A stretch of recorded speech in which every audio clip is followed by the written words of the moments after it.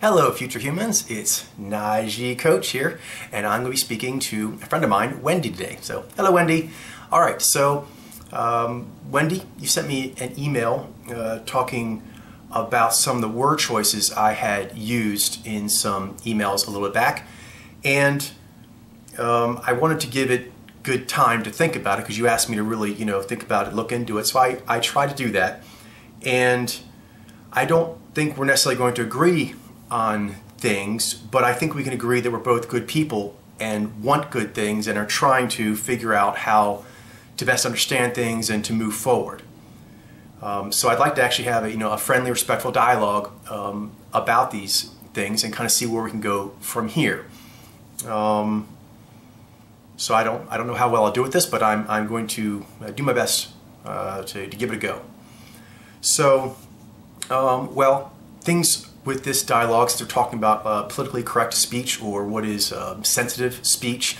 Other ways you could, I guess, frame it, but that's a charged up subject because it involves, people's sense of self, people's sense of dignity, but then also people's sense of freedom of speech, people's sense of being able to conceptualize and vocalizing and conceptualizing our processes that intertwine, and being impinged on just looking and pondering on things naturally without that process being overly policed.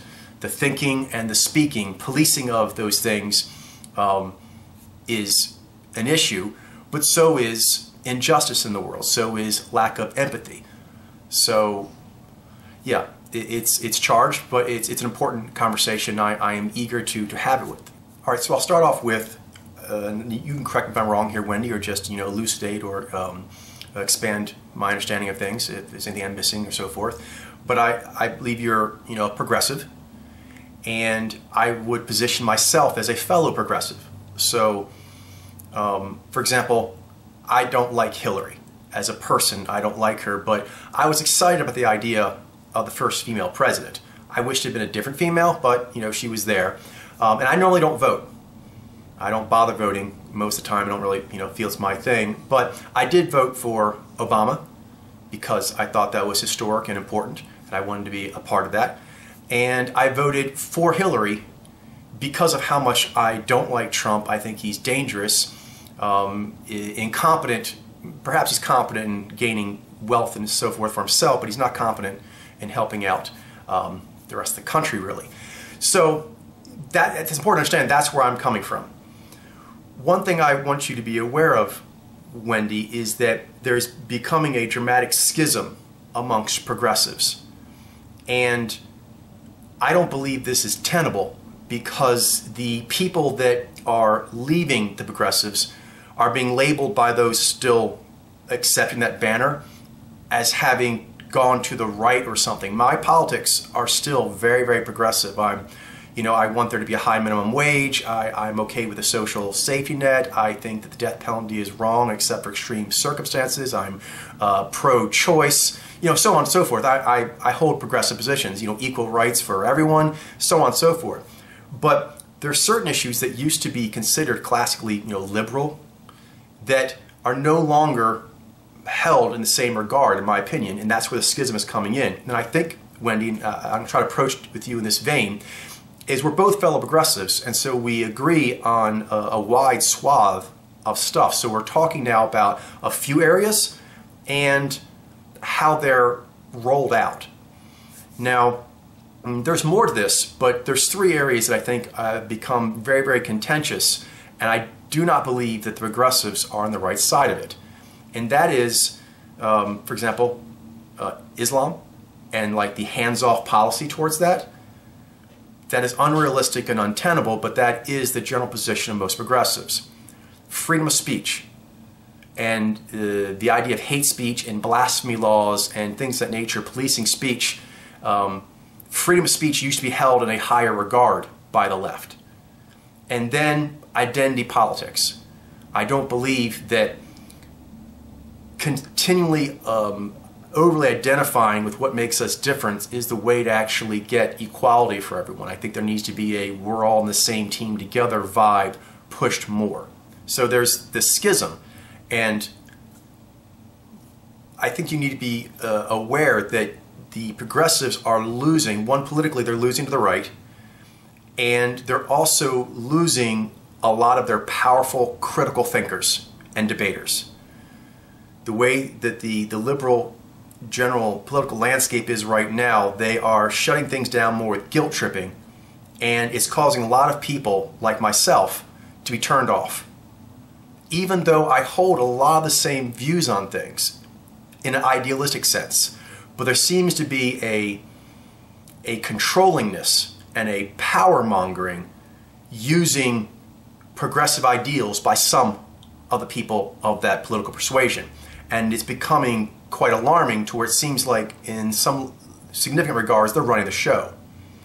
And I've not changed my political views. I've stayed the same throughout my life, all the things I just told you, but also freedom of speech, equality of opportunity, not equality of outcome. So we're all in this together, we all get a chance to do, and we all get a chance to rise up. And national security, although I'm not conservative, so in general I don't think those things too much, but there does come a point where like, that is scary, that is problematic. That's a problematic thing, and it needs to be addressed, and coming at it from a position of feelings and sensitivity and empathy is not actually helpful there. So that's another concept I want to throw out to you, is that I am a big believer in empathy. It's very important, but it can be overdone. And that's something that I'm feeling from the left. The current mood is not with that. It's that, if something is, you feel offended or your feelings get hurt, then we can just stop talking or move around. And I don't think that's going to be feasible. And I feel there's going to be a backlash. There's going to be a pushback. It's already been starting, because where the left is right now, it's overreaching. And it's turning off people that it really needs. People who are progressive, but do not like their freedom of speech infringed on, do not like to have to agree to groupthink, do not like to have to agree to a speech code. That in my life before, I've never really been political, but as far as like being like a liberal or progressive, those positions I've held have never been an issue, but now they are. And I think it's going to really do the progressives and their ideals a disservice, because people are going to go to the right, or in my case just go off and do our own thing, because even though I believe in some of or a lot of the progressive ideals, I do not agree with how they're being rolled out, and I feel that some of the intentions do not have the purity that they are putting out. I believe they're really kind of pushing that vibe, but it feels there's more of a desire to push, the power of the push, than why they're pushing. All right, so I'm going to throw something out here to you, Wendy, and I believe this to be backed up by history all over the world. Maybe you disagree, but I believe this is a strong factual statement I'm about to make here. In the history of the world, you have different areas, and some areas are better, worse, blah, blah, blah, but within each one, so take each one as its own thing, there's always a tug of war between the conservative elements and the liberal elements. That's just always been there. And consistently, they have talking points that make for a better world where that other side would just stop being there, or would be largely neutered or made impotent. And that's just not the way it is. There's always a need for the conservative and the liberal to find the balance. Now, sometimes one side has more of the right ideas than the others, but there's never been a point, and I don't believe now is one either, where either the liberal side or the conservative side have all the best answers. You may have all the best ideas.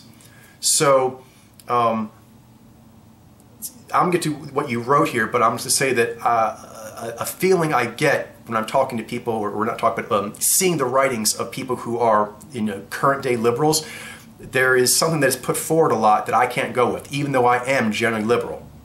And that's this. I think you'd agree, Wendy, that on the right, or on the conservative side, there is a significant minority minimum that are racist, right? And I don't think you have any problem with that. That makes sense to you.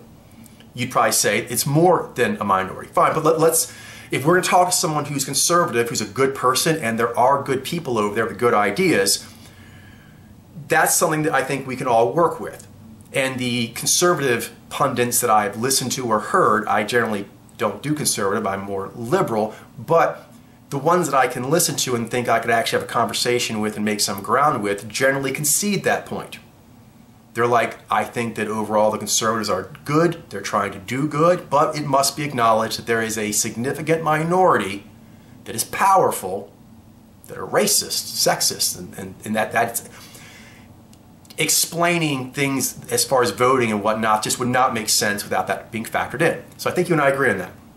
Okay, but I would say on the other side, there is a Marxist agenda, there is a SJW regressiveness, a confederacy of grievance that is not helpful on the left. And I would say that that is a significant minority minimum.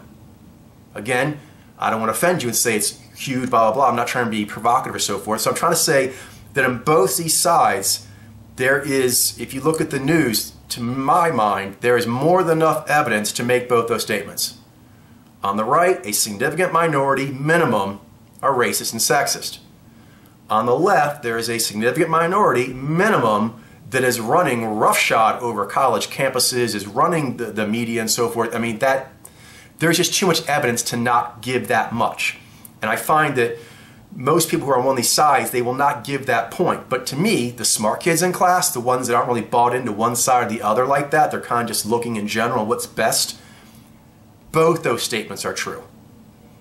And to me, that needs to be a given to look at the data realistically. The idea that historically conservatives or liberals have ever been like the right ones, and we're just waiting all these centuries until one of those sides finally just dies off or something, that's not going to happen. And it's not going to happen because both sides have good ideas on certain things. And both sides have significant minorities that are trouble. So like for myself, I go with like science and just what I think is the higher truth to go forward. So you talk with people, or you hear people talking who are conservative, and they're like, climate change what? Well, that flies in the face of what we know best. Doesn't mean that it couldn't be something unexpected, but it's flying in the face of the best data by the smartest people on those subjects. On the other hand, the left, sex is just a construct. There's a significant push on the left to kind of put that forward, that these are just constructs. No, they're not. Wee-wees and hoo-haws are not constructs, and neither is the testosterone and estrogen packages that go with them. Those aren't constructs. So to me, there's clearly different subjects on both sides where critical thinking gets turned off because it's not really wanted. All right, with that put in place, I'll go ahead and get into what you wrote to me. You said, I noticed in some of your new vlogs and in this message here that you're using a term that has some really nasty connotations that you may not be aware of. I'd like to make a request that you consider not using the term virtue signaling. All right, I'll tell you in the outset that I will continue to use that word, but it was not done without consideration, and that I put a lot of thought into what you wrote to me. And I read the articles that you sent me. I read each one of them twice, and I did quite a lot of clicking around to make sure certain terms and other things mentioned in there, I got the context of what that meant. So I really did try to take in what you sent to me, and things they mentioned in there, I tried to click on those. I put some consideration into this. But I don't feel I can do that because although there can be some issues, as you mentioned here, I feel that the word is useful in a neutral way, which is more valuable than connotations it may have in certain places. I am just naturally resistant to any policing of my speech, although I'm a sensitive person. I will go out of my way to not hurt people's feelings, but I really don't like switching words that I want to be using. I can maybe tone down my cursing or increase my cursing. I can tone down my temper or increase my temper. Those things, I'm very independent-minded in those as well. But I can do that easier as long as I can still say what I need to say using the words that seem most appropriate. So in the conversation or the vlog where I used virtue signaling, I believe that's what was going on. Now there are other terms. You brought in the one like worry, piety contests. I've heard moral grandstanding, moral posturing, and those are similar, but they're not exactly the same meaning as virtue signaling. And so the word has a meaning that has been maybe co-opted by people who are not using it correctly or overusing it or toning it or whatever, but I'll give you an example. Cis-normative. Now, if you listen to people on the internet, as I do, the term cis-normative is used by liberals as a slur most of the time. However, the word just means things that have been standardized or normalized based on the cis, identifying with your biological sex way of coming at things, which is just natural. And so, I mean, to me, technically, cis-normative is not bad. You could say possibly could go bad for certain marginalized groups or whatever, but in itself it's not bad. It's simply just how human history got here. Cis-normative is how all us mammals, we all got here, was cis-normative. So I use that term. I'll use cis-normative, but when I say it, I say, well, that is cis-normative, blah, blah, blah. Not cis-normative with tone. All right? Now, a person might say, oh, you're using that word cis-normative. I've seen that put in comment sections. And people are like, oh, cis-normative. The only people who use the term cis-normative are SJWs. I'm not an SJW. But sometimes I use that word. I'm also not an anti-SJW. So, virtue signaling, oh, only those people use that. No, I use it because of the definition of the word. The definition of the word is to signal that you have some virtue, with the emphasis being on notice that you've given this signal more than actually doing it. Sometimes the signaling of the virtue completely replaces the act of virtue. That's kind of what it means. That's very appropriate. And in today's modern, social media age, that comes up more and more and more, and more people have been raised in these upcoming generations in that milieu. And so they kind of carry over that way of operating social media and life in general, and as a part of that, there is this kind of checking boxes or signaling things rather than actually doing things. Or using signaling of virtue to stop an argument. Like signaling that I'm nice and you're mean, but we're talking about whether or not there was an $80 trillion debt from such and such country or it was a $65 trillion. Well, that's a mean, blah, blah, blah. I don't see how that's really a part of the conversation. That happens a lot. Okay, so to me, the word does have a usefulness. Another one is misogyny and misandry. I've been studying this. If you look at the people on like the conservative side, they pretty much just say misandry. Misandry, misandry, misandry, and they say it with tone like it's a bad word. And the people on the left say misogyny, misogyny, misogyny like it's a bad word. Well, let me phrase that. They are both bad words. What I meant is that they're bad words in a vacuum, as if their counterpoint doesn't really exist or is not worth mentioning. If you listen to most on the left, there's only misogyny, and misandry is just a minor thing that is overblown by the other side, and vice versa. And so they go out of their way to not really use the other word. It's like, that doesn't exist. Only the crime I see exists. But again, I'm sure you'd agree with this, there's more than enough misogynistic phenomenon going on for us to use that word.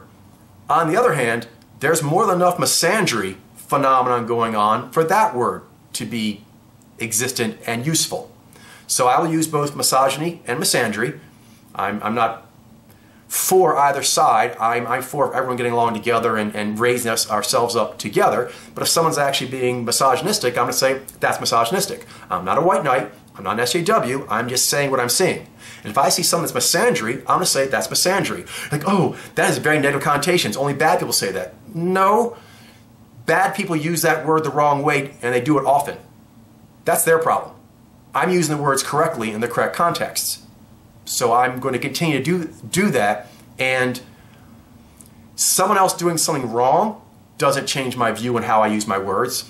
And someone else noting that those people are doing something wrong and that I'm using a word that these wrong people are using, that guilt does not affect me.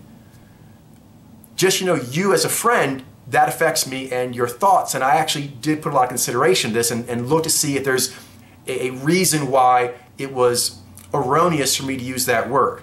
It's not. And just, you know, virtue signaling, I've been hearing people on the left say that that word has kind of outlived its, you know, use date. No, it's getting more popular because there's more and more instances of situations where that would be applicable. You want to say, and is used by some really, okay, you say, it's even being used as the new term N-word lover by white supremacists. Well, that's them co-opting it because the N-word is the N-word. That's a slur. And it's a slur. And see here, this is where, Wendy, you and I may differ. See, for you, that connection meant more to you than it did to me. Because just because white supremacists like to use the word virtue signaling and they like to use the word N-word lover, that's not the same to me, because N-word lover, let's take both those words. N-word, that's a slur designed only to break down someone for being born. They're just born a certain way. There's nothing wrong with that. It's beautiful, it's lovely, it's awesome. And you're basically saying bad. You're giving a bad word for just being a naturally born creature. Lover. You're now saying that love of someone just being born the way they are, and that's totally cool, that's wrong. So right there, that word is clearly shit. I mean, right? That's a, who else uses that? Virtue signaling is describing a phenomenon. Now, for me, when I actually see a lot, like at the liberals and the college campuses, there's a lot of virtue signaling. What happened with the Podler fallout? Lots of virtue signaling.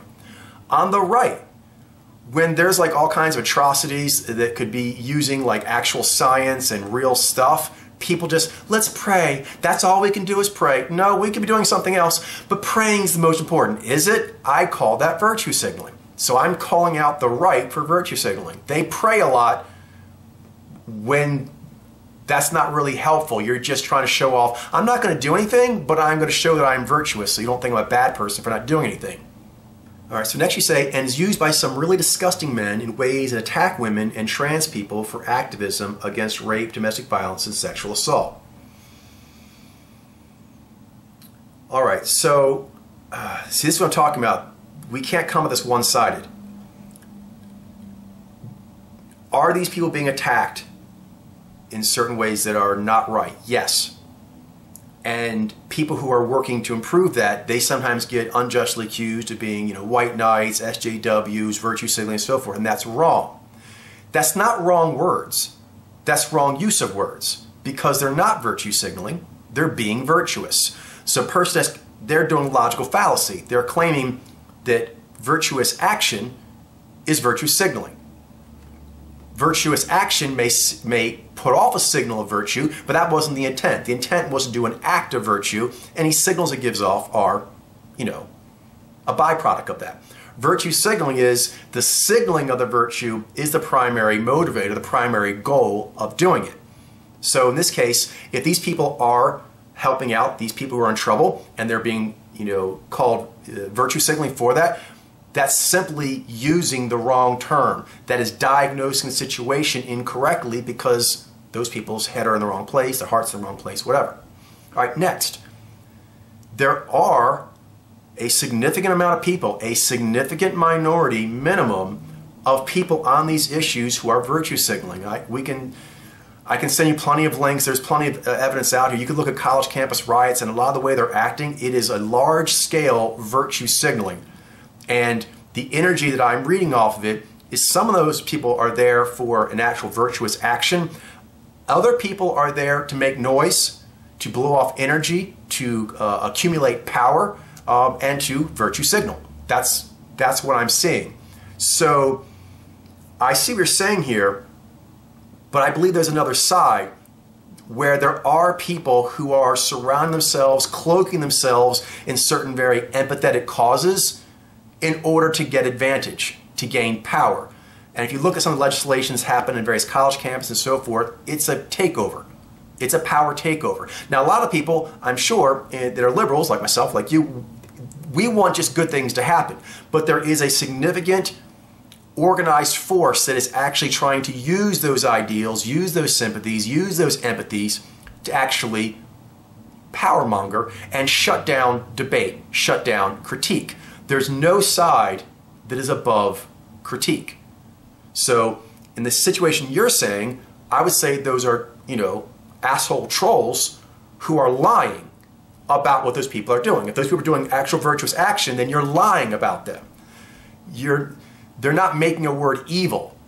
Do you mean it's like misogyny or misandry don't become evil just because they're used by some bad people to label people who don't deserve it in order to shut them up without having a good argument? All right, now this next part, Wendy, I hope you don't get offended. I just want to speak honestly with you, friend to friend, because I considered seriously what you sent to me, and I want you to be aware what a person like myself, and I'm not alone, there's a growing group and it's larger in the younger generation, so you should be aware the tide is turning here.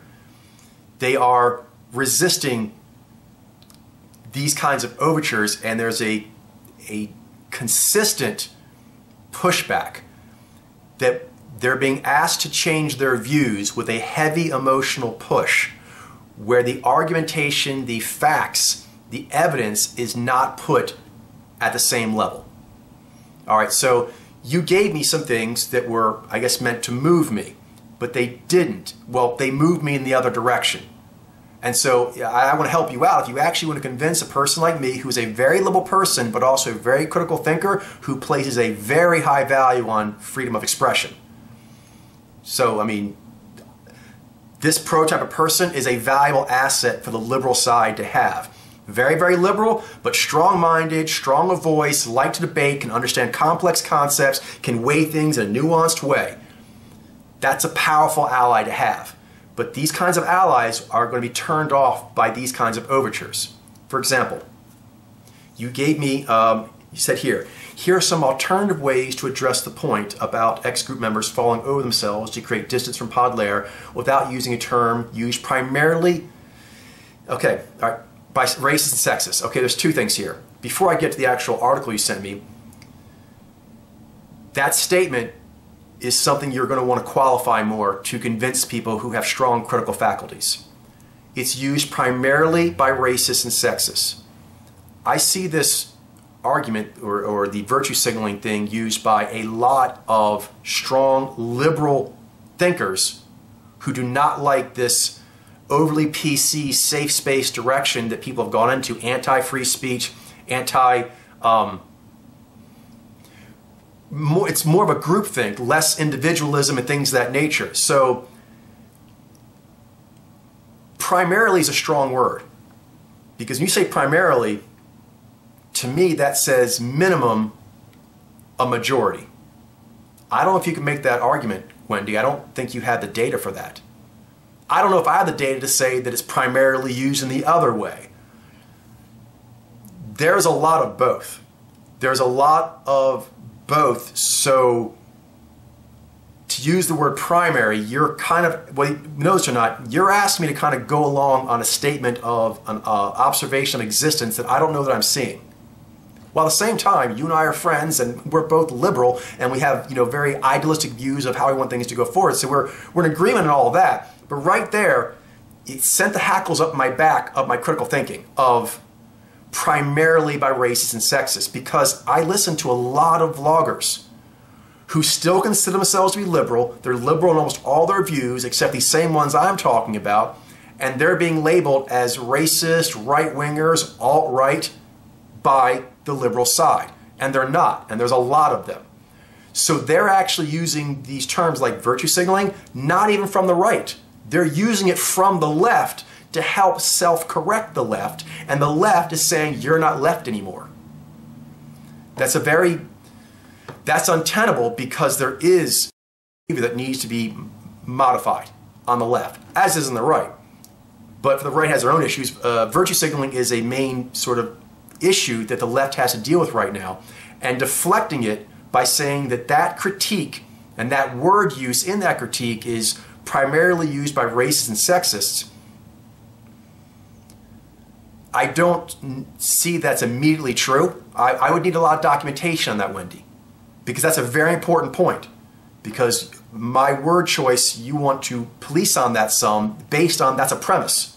That's a foundational premise for your push on me to change. And I'm not opposed to changing, updating my language. I like having better language, learning new words and so forth. So that's not a problem for me. But my independence of mind is sacred to me.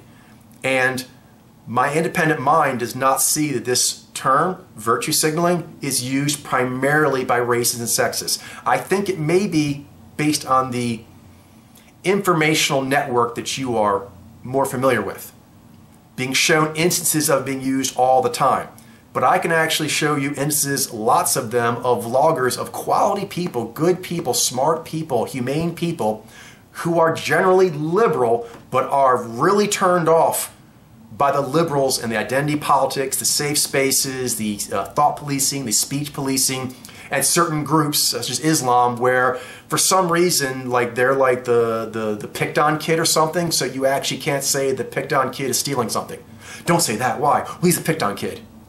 Okay, well, we can deal with a picked on issue if that's an issue, because that shouldn't be going on. So we should, but that's a separate thing than other issues, and grouping them together and saying you just can't touch that. So all this kind of like you can't say, you can't think, you can't touch. That's going to be a problem. And I actually want the liberals to do well. I want progressive ideas to go forward. And I see a big wall being hit. I see a big cliff that's going to be gone off of here because the liberal side is losing its smartest thinkers. And it's for example, it used to be conservatives would run from liberals in debates because they bring up science, right? Global warming science, the gay gene science, blah, blah. There's like science. They'd run from it. But now it's the other way around. They don't want to get on stage with conservatives because they are not going to be able to handle, like, sex is a construct. No, it's not. No, it's not. And there are many professors, liberals, are teaching the kids how growing up that that's a thing, and it's not. And they're basically, whenever someone from their class tells them that, that person is ostracized. Whenever a book would say that's different, that book's not allowed. Whenever a speaker would come and say that's not really true, they're not allowed. So there's this bubble created of people who are living, what, 15, 20, 25, 30 years until eventually go into the workforce or meet the world a little more really, where they actually think that sex is a construct. That's untenable. And it's a problem because saying that is virtue signaling. It's saying everyone can be whatever they want. That's a nice thought. It's not true. Nature does not support that at all. No observation of nature backs up that you can just be whatever you want. That's a very popular sentiment in the US in general, and the liberals really like that sentiment a lot. The conservatives like that sentiment as far as like you can be poor and work yourself so hard to be rich. But the liberals sort of like you can be whatever you want and that's beautiful and that will be effective and a good way to go through life, and there's really no need to prune that, to curb that, to hem that in, and of course there is. That flies in the face of all of nature, all of history. That's just not true. So they're not being self-policed. And a lot of it is because if you do it, you're considered to be not virtue signaling or violating. And so you won't do it, and people virtue signal on you. Oh, you're bad, blah, blah, blah. And, oh, can you believe you brought the book to class? What did the book say? He brought the book to class, but what did it say? It's written by that guy, but what did the book say? These people read this book too, but what does the book say? My brain's not going to turn off of what did the book say, what does the word mean by emotional pleas, even though I'm inclined to be empathetic. But I'm not going to the mat with, you know, virtue signaling. And the liberal side is doing it to a degree that's a problem.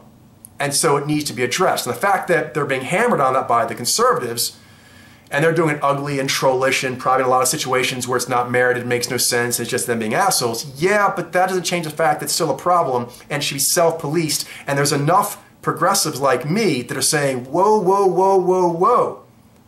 I'm not down with that. And then being told, well, you're on the right now.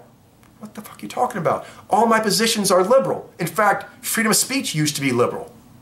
Equality of opportunity, not equality of outcome, used to be liberal.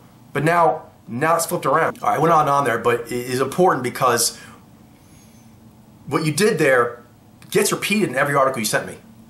A strong emotional lean put on me, and then a very declarative statement, primarily by racists and sexists.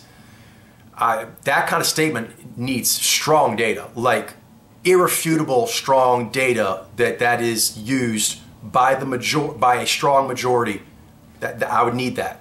All right, so now let's talk about the article you sent.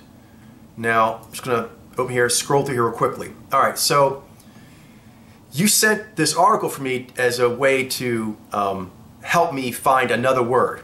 All right, well, right out of the bat, I actually didn't even need to read this article before I already knew it was going to be a problem. Virtue signaling pretty much says what it is. Worry about piety doesn't. Let's talk about that. Worry about piety contests. All right. Worry is not the same as signaling. And signaling is key. So right off the bat, I'm not opposed to another word replacement. So just know I'm not opposed to that, but this will not do. If this is the best that can be done, no, you can expect the new generation to be using virtue signaling. This is not going to be used. This, no, Wendy, hope I don't offend you here. This is virtue signaling. To use that term, piety contests, worry about piety contests, it's unwieldy. And you're taking out the signaling part, which is the most critical part, and then virtue. If you're in, like where I grew up, Baltimore, you actually have people virtue signaling by kicking a kid when he's down. The other kids threw the kid down, they kicked the kid down, and the other kids watching it, the kids kicking the kid will look at those kids, and those kids will come over and kick. That's virtue signaling. That doesn't sound like piety. It's not. It has nothing to do with piety. Virtue can be a virtue of whatever group it is. A virtue can be brave. Virtue can be like hard. A virtue can be like, in certain situations, being nasty. Right? If you're a comedian, it's a virtue to be nasty. Woo! Burn! Okay, so you may increase your nastiness, just have the other comedians go, you're cool. Even though you didn't need to do that and you were just being an asshole there.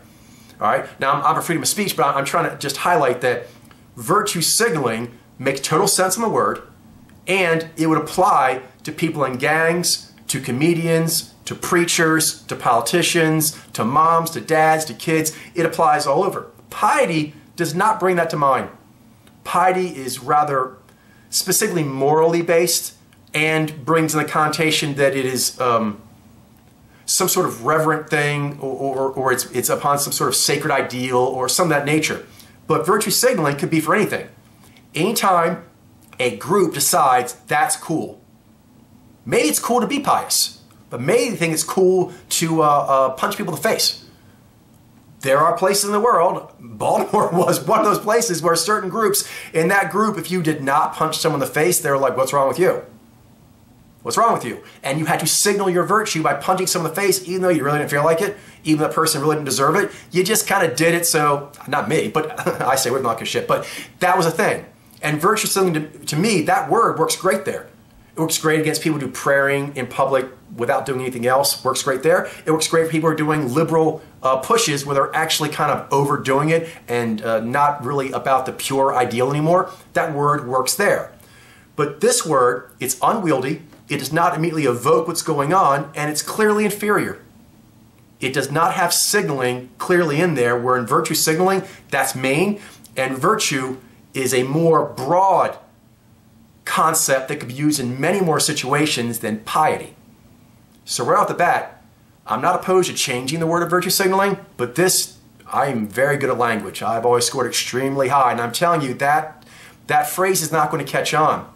It's unwieldy, it's non-specific, and it's both non-specific because it doesn't talk about signaling, and it's overly specific and it's saying piety. So right there I can't use the word. But I read the article because I wanted to see the logic behind it, because I'm liberal and I like you and everything, and I don't want to use a word if I don't have to, it's problematic. So I was actually looking for what their logic was. I'm like, I'm a really smart guy. I'll see what logic they're using, and then I'll be able to find a better word of my own. But that didn't happen because their logic was crap. Let's start with this. This person attempts to sound smart by breaking down the term virtue signaling. Wendy, I don't know if this article impressed you. It's not going to impress people who are not already ideologically agreeing that if liberals say the word is bad, then I don't use it. or if certain enemies of mine use a word, I stop using that word. There are a lot of very liberal people with strong critical faculties that don't agree to that. They'll need another greater answer than that. So here, this person says that signaling is not even what's going on. I won't bother with the general stuff. You read the article yourself. But basically, they used a economics definition of the term. Okay, that right there, Wendy, should have sent alarm bells off. We're talking about a sociological and cultural term. That's the power of it. That's where it comes into play. Because I think one of the other things you wrote to me, you said I may be using a narrow definition.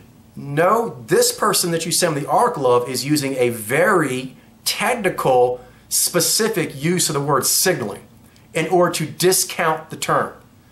To me, that sounds stupid twice. One is that you're not talking about signaling in its native context, which would be sociology, culture, communications. You're bringing in an economics term. That to me says this person, to be nice to them, is stupid, because why are we talking about what the word signaling means in economics when that's not what we're talking about? Now, I think a person who's ideologically driven and maybe already agreeing to the tone of this just goes right past this. But a person who is still like waiting for some moving argument, this is an alarm bell. This is an alarm bell that, I gotta be honest, that seemed really cheap to me. It seemed really cheap to try to break down the term virtue signaling by saying they don't even get the word signaling right, and then try to sound like a smarty pants because they use an economics definition of signaling that is not contextually relevant. So those two things we're talking about. They use the word wrong, and then they use the word wrong to kill the actual use of the word, which is signaling as part of human communication. General human communication, not economics. Next, they went on some long, complicated field trip of the brain to say that the word virtue doesn't make sense here because you have to signal virtue before you can be virtuous. Okay, two things on that. First, I'll put it kindly that that is a philosophical concept that is controversial. That's not a given. And this person is stating that as a given, just like stating that the given of how you use the word signaling is how economists use it. No, that's not the given. So here, they go on to say the given is you must signal virtue to feel virtue to be virtue. Okay, next problem with that is that's some blank slate shit. No, people, because they're saying you want to signal that you're virtuous to a person who is virtuous, right? It's follow logic here. And then that's how you become virtuous. You don't become virtuous on your own. You have to see virtue, signal that, oh, I've got it too, even though you don't, and eventually you feel the vibe, and eventually you get it internalized. Okay, well then who did you learn what the virtue was that you're signaling to? This person. Okay. Where did they learn it? This person.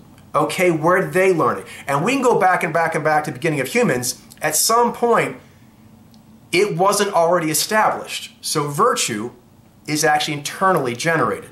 Now we can get an argument about that, whatever, that's fine, but point is that's highly controversial that that's the way that that happens. Next, to me even more damning, again, this gets my critical faculties, my hackles up, is that how is that related to what we're talking about? This person, no offense, but this is something that the SJWs and the people who are like the regressive left, they're doing, and I'm a liberal, and they have to stop this. It's terrible. They're going to get beaten up in an open debate, and their strongest players are going to be like, yeah, I'm not down with that. I'm still liberal, but I'm going to be liberal over here by myself. I'm not rolling like this, which is that they win this long semantic thing of like, after a few paragraphs, I'm like, what am I even reading anymore? What am I reading it? They win this long thing about where virtue comes from. Besides being controversial, who gives a shit? That does not relate to the use of the word virtue signaling in how it is used in parlance, how it's used in English language, and even the definition of the word virtue signaling. So they attempted, classic deconstructionist style, to deconstruct the word signaling to where it only has meaning in economics, anything else it doesn't, so it shouldn't try, and that virtue is accomplished in only this philosophical way, which is a blank slate theory that a lot of other theories are arguing against, so that's not a given. And then if it was a given, how would that make virtue signaling an issue, because you have to actually want to be something. Because even in this analogy this person is giving, they want to have what this other person has, so they are pretending to be virtuous until eventually the virtue actually happens. That's still a desire for virtue. Even they don't get why it's valuable right now, they get that someone they respect has it, and they want to be like that person, so they act as if to get what this person has, the character they admire. That's not virtue signaling. The purpose of virtue signaling is to signal that you have a virtue. In the analogy he gave, you're signaling to be like people you respect so you actually get better. Here we're talking about virtue signaling is often used in the context of your virtue signaling so you don't bother to get better. So this person has not addressed the argument at all. I gotta be honest, I went in there looking for something, I wanted to have something, I was curious of the logic, but this is very unsatisfying and it's not going to impress anyone. I'm telling you, Wendy, this is just not a strong argument. In my current position now, where I still think virtue signaling is a word worth using, I could come with a way better argument than this. I could try to find, I can tell you one thing, I could definitely come up with a better phrase than worry about piety contests. That's just not going to make it. So I knew that was a problem starting, and now going through here, this person had, I read through it twice, and I got nothing that moved me. And I'm not opposed to being moved. So it's important. You're talking about a liberal person who's not opposed to changing their language, but I need a good reason. I don't feel I got a good reason. All right, so this next article is the one you sent, which is people who accuse others of virtue signaling are against empathy. And there are some who do that, but that's not what the term means, and that's not the phenomenon is designed to go against, and that phenomenon does exist, which is faux empathy or excessive empathy. So empathy when you're not necessarily feeling that, but it just looks good to do that, or sometimes over-empathizing, right? Being a helicopter parent. Being a helicopter parent's not healthy.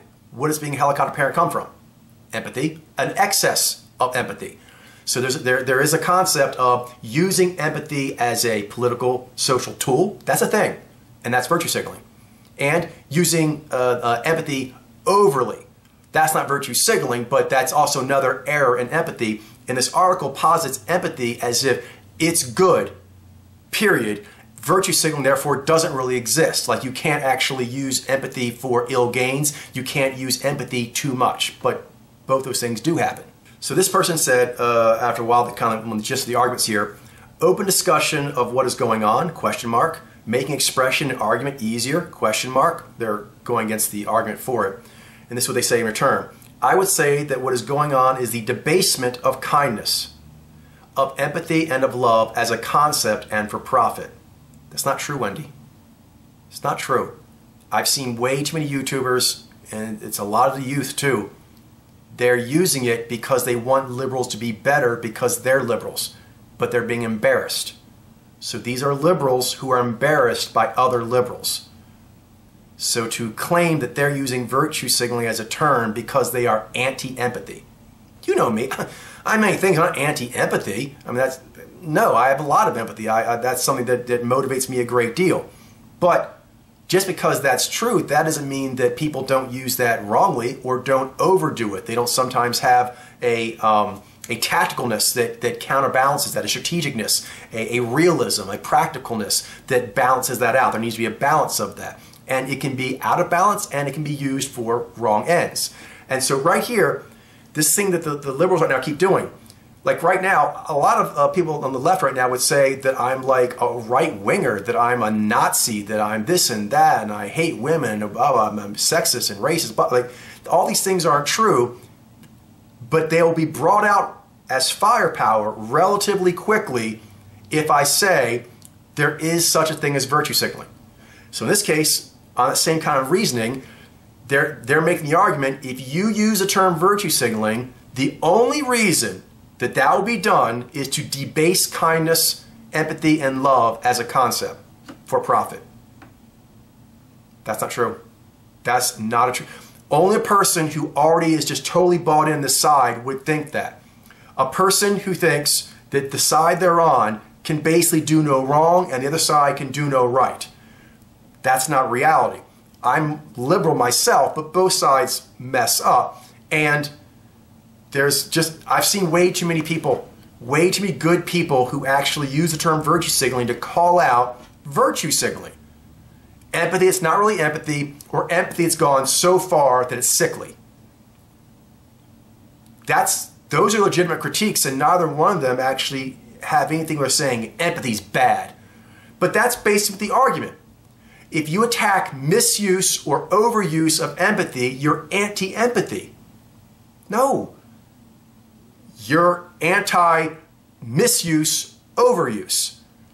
But this conflating, it happens so quickly with the way liberals are presenting their arguments, and it's turning off critical thinkers, and the youth are getting turned off.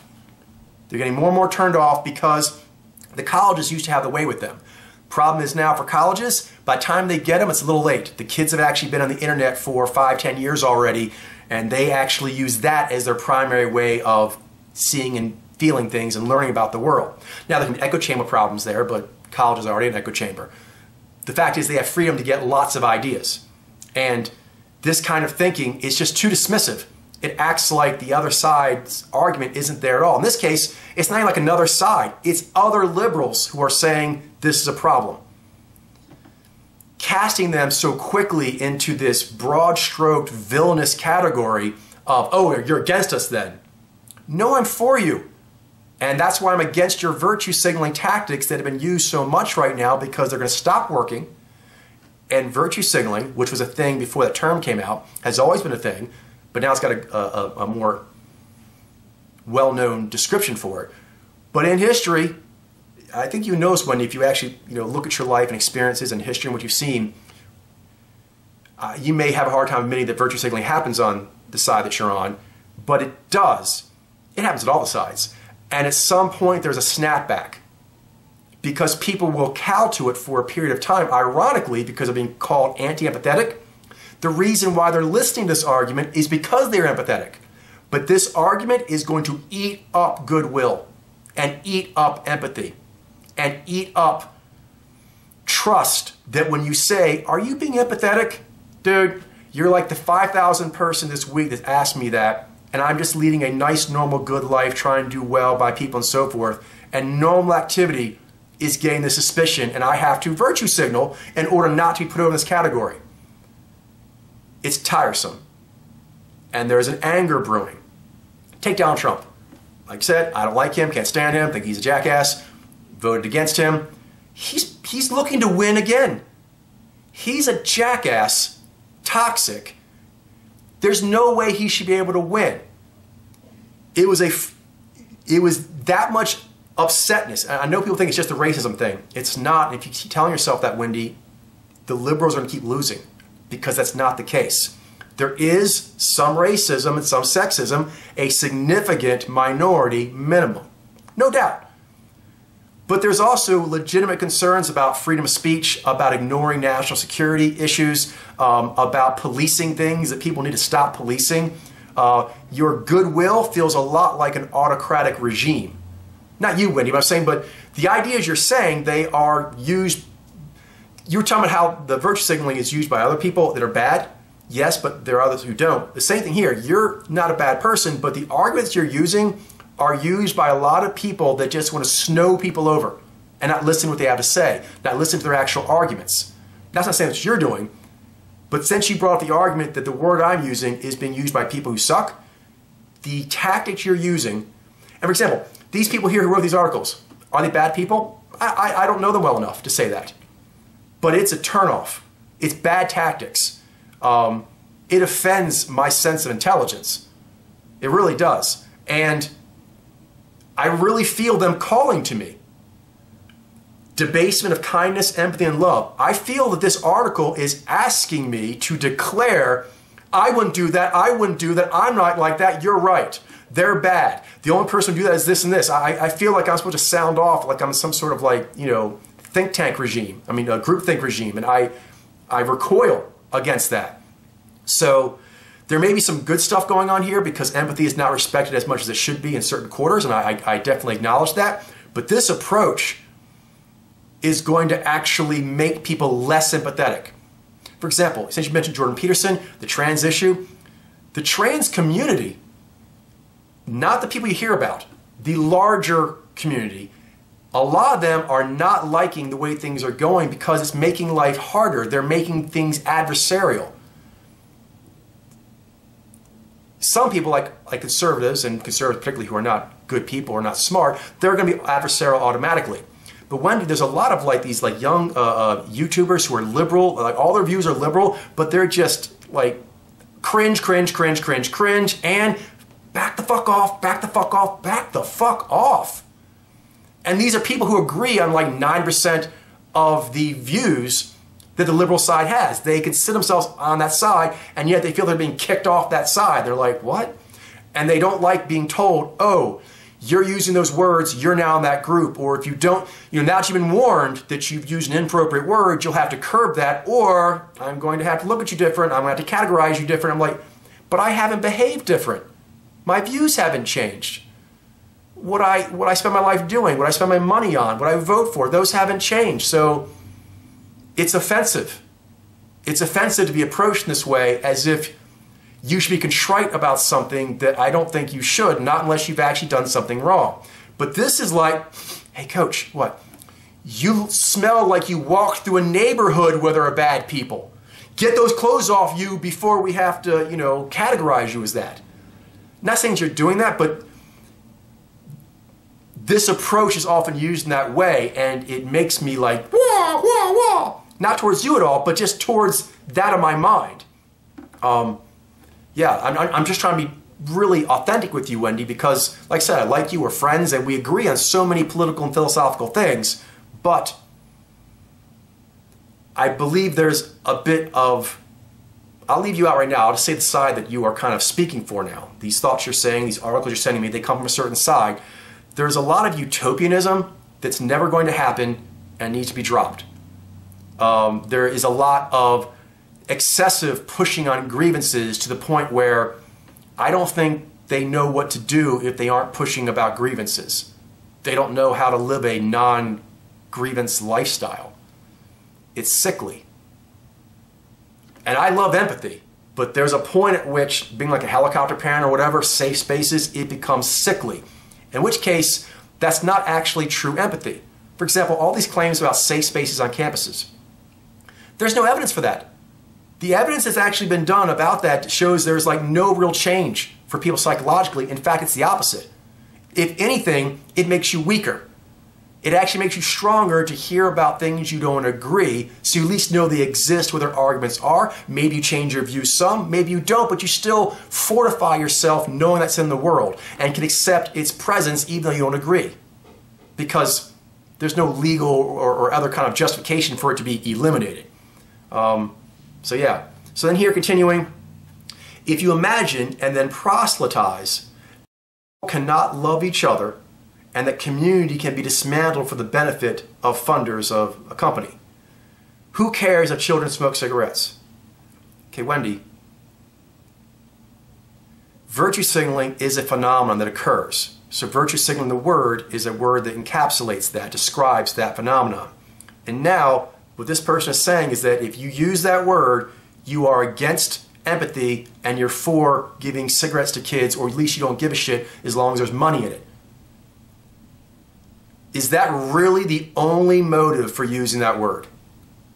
Wendy, but ask yourself, is there nothing that you've seen on the liberal side of people that even have your politics, you've not seen them do anything you would qualify as virtue signaling? I think perhaps you're like, they're on my side and they're for the good side, so I don't want them to be hit. But real critical thinking has to be able to point out on all sides what you see is off and not. And to me, this is off. And so I'm going to point out it's off, and I'm going to use a word that I feel is connected. Piety contest doesn't work for me. It's not as good for the reason I gave you.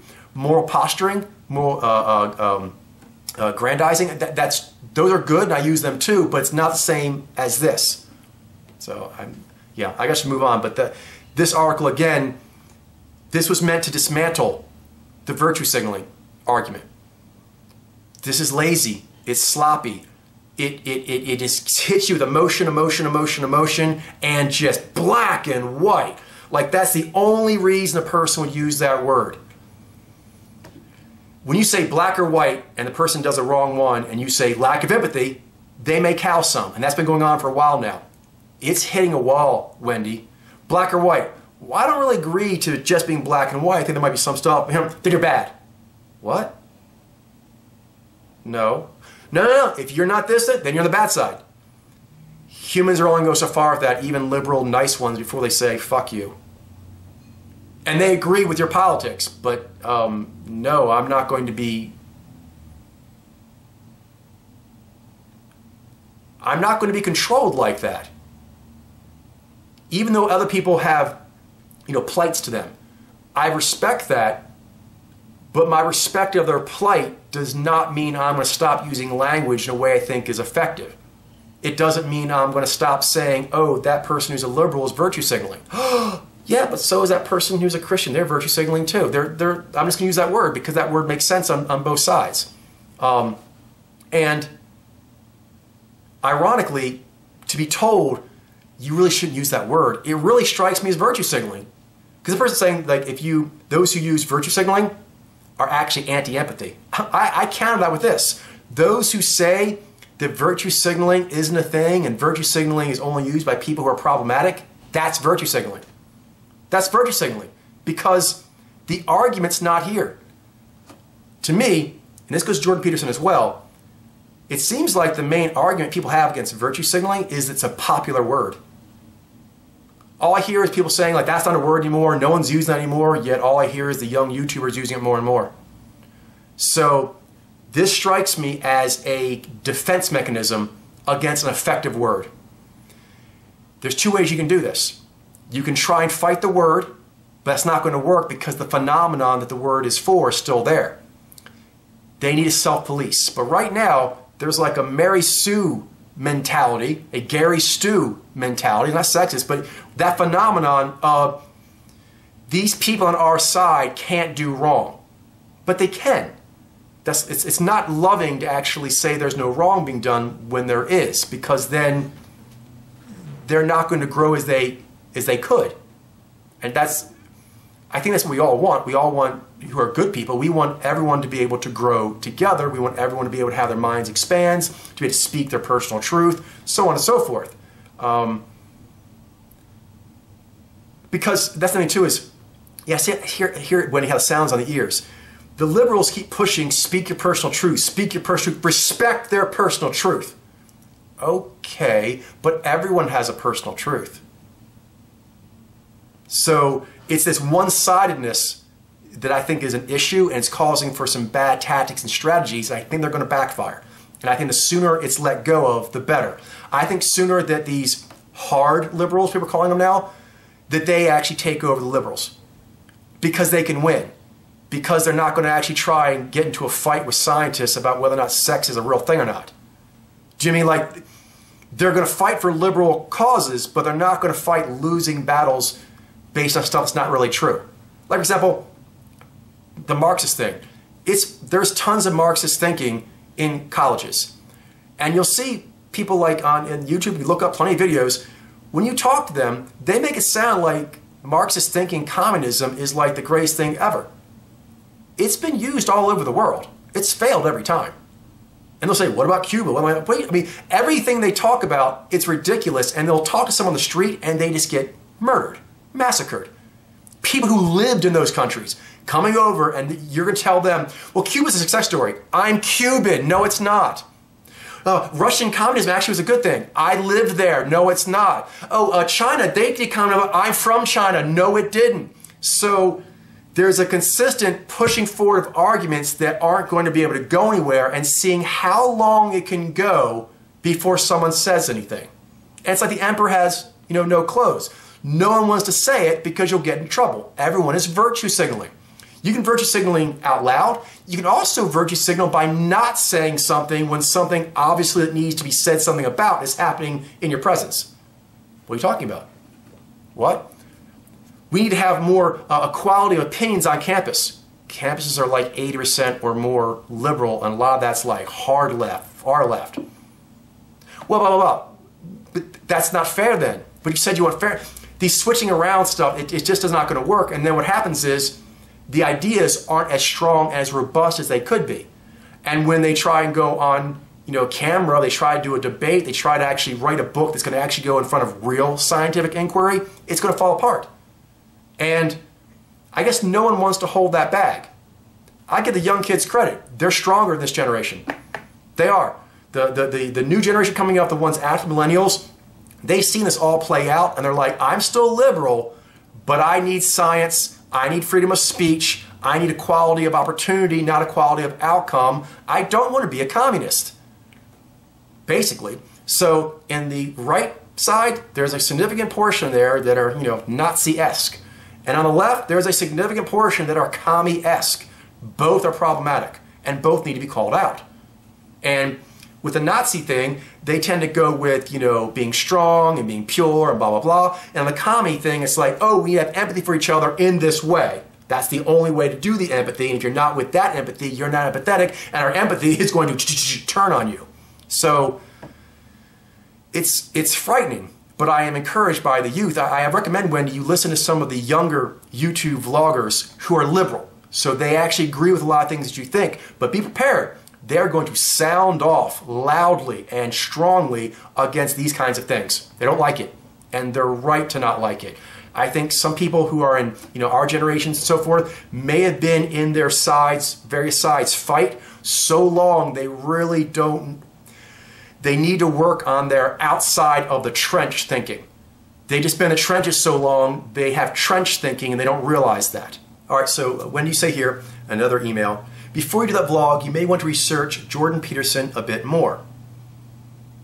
Just because you're using a more narrow definition of virtue signaling doesn't make it less of a slur for the overwhelming majority of the time it is used, and by using the term which is most often used as a slur instead of using another term or sentence, you are still bringing that slur to mind every time you use it. At the very least, Jordan Peterson believes in the secondary status of anyone who is not white. All right, Wendy, these are very strong assertions. So let's start with this. I should research Jordan Peterson a bit more. All right, I'm not saying this to be mean to you, Wendy. I'm going to speak a truth. I researched him more at your request, but I already knew way more about him than you, and I know way more about him than the 2 articles you sent to me. So you and those 2 authors demonstrably know much less about Jordan Peterson than I do. I'm willing to learn more, but it's interesting that I'm being asked to learn more so I can improve and update my opinion when I think I already have a more educated opinion on the subject. Here, just because I'm using a narrow definition of virtue signaling doesn't make it less of a slur. All right, well, a couple things there. First of all, let's talk about the article you sent me. The use I have of virtue signaling is not anywhere near as narrow as saying signaling should mainly be understood in the context of economics and other very specific fields. So it's interesting you're using a narrow argument when the article you sent me used a horribly narrow and irrelevant definition of signaling. Next, less narrow. So that's like the meaning. I think maybe you mean here also say usage, right? Like that I'm using it in a way that is neutral, but it's used in normal parlance more often by bad people. I don't know that's true. And these terms, it's used as a slur the overwhelmingly majority of the time. Okay, Wendy, with critical thinkers, you can't say things like that and not have sources, not have a number. Overwhelming majority, to me, means that I should be able to just click on the internet and just go around lots of different YouTubes, and within the course of like an hour or 2, I'm like, Wendy's right. Overwhelming majority of the time, that's how it's used. No, I won't. If I go on the internet right now and type in virtue signaling and see all the videos that come up, I'm going to get conservative people who are good. I'm going to get conservative people who are assholes. I'm going to get neutral people who are good, neutral people who are assholes, people who are liberal who are good, people who are liberal who are assholes. All right? I will see all of them using virtue signaling, including good liberals. So I can't, when you say overwhelming majority of the time, that to me means like an open shut case. I don't know how you can actually go on the internet, go on the news, and see the wide variety of how the word virtue signaling is used by people who are in all kinds of political persuasions to call out that phenomenon that is happening. So, in my opinion, I hope I don't get upset here, but from my position, it seems like you're using a narrow definition. I'm not saying that it's not used by people who are bad too much, okay? It is used wrongly by bad people too much. Totally concede those points. But it's important to understand how critical thinkers think. That's not, that definition and overwhelming majority of the time are two very different definitions. So to me, I feel like I'm being asked to give over a given. You know, there's speculations, there's opinions, and there's givens. Given is very strong. Overwhelming majority of the time, that's a given, a premise. There's not evidence to support that. You can probably show me a bunch of right-wing nutjobs that use virtue signaling that way, and I can show you a legion of young liberals who are liberal in almost all their views, but they are not down with infringing on freedom of speech. And they know that virtue signaling exists, it's a problem, and they're going to inherit it because they're liberal. And now they're going to inherit the liberal party, and their liberal party is infested with people who are virtue signaling, and that shit has a shelf life. Virtue signaling, the word, no, I think it's going to be around for a while, but this excessive use of virtue signaling as a tactic, I believe that has a shelf life that's going to be coming to an end in a few years. And already, like I said with Donald Trump, it's this kind of thing why he's probably going to get a second term. He got in the first time just as sort of like an FU vote. People are so tired of this nonsense. There's racism, so racism is a problem. That was definitely part of racism and sexism. But there was also national security, identity politics, and blasphemy laws, hate speech laws. Those three things are Orwellian, and people resisted the Orwellian, and none of the politicians, even the conservatives, didn't want to be considered, they were actually virtue signaling. They didn't want to attack virtue signaling because they didn't want to be seen as bad. So they were actually virtue signaling by staying silent. Donald Trump didn't. That does not make me like Donald Trump. He did provide a service. And he's still providing it as long as these arguments are being made in this way. There are going to be people that are like, come on, liberals, can't you do this not like that? No.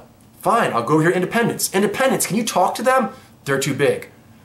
I guess we have to have, now I didn't go that route, but I have known people, and I have lots of vloggers I listen to that we agree on most politics, and I was like, you voted for Trump? And I go down to scroll, and they were like, yeah, he's an asshole, and he's a moron, blah, blah, blah, and a racist, and blah, blah, and yeah, I'm not going to deny that. National security is more important than that right now. Freedom of speech is more important than any individual rights, because without freedom of speech, the whole conversation about rights and what they should be and so forth gets shut down. Gets made into, like, on college campuses, you have this conversation, over here you have these conversations, and we just don't talk to each other. Freedom of speech allows those conversations to mingle, and they need to. So empathy and bravery and loyalty and patriotism and generosity, all those things, they're great. But I remember I saw this in a movie, Excalibur, great movie. And they asked Merlin, what is the greatest virtue in a knight? Courage, honor, blah, blah, blah, you know what I mean? And he said, if I had to narrow it down to one, it would be truth.